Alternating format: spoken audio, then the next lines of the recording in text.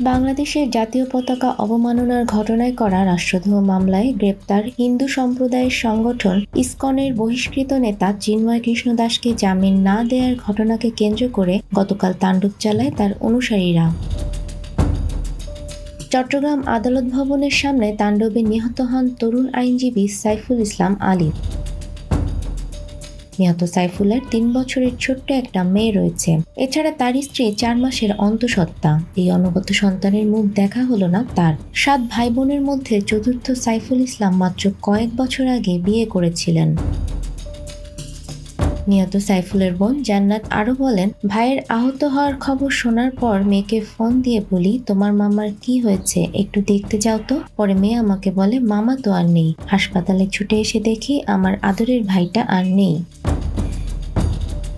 সাইফুলের ৩ বছরের কন্যা তাসকিয়া বাবার ভালোবাসা কি তা ভালো করে বোঝার আগেই এতিম হলো।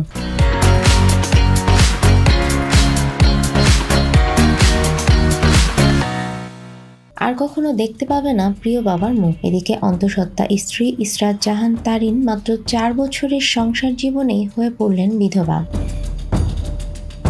সাইফুল ইসলাম ছিলেন পরিবারের একমাত্র উপার্জনক্ষম ব্যক্তি। তাকে হারিয়ে দিশেহারা ইসরাত জাহান। প্রতিবেশীরা বলেন, কয়েক মাস আগে সহকারী পাবলিক প্রসিকিউটর নিযুক্ত হয়েছিলেন সাইফুল ইসলাম। এই অর্জন ঘিরে পরিবারের মধ্যে আনন্দ উচ্ছ্বাস ছিল, কিন্তু তার মৃত্যুতে পুরো পরিবারের সামনে এখন ঘোর অন্ধকার। স্বামী হারানোর খবর শোনার পর থেকে অঝরে কাঁদছেন স্ত্রী।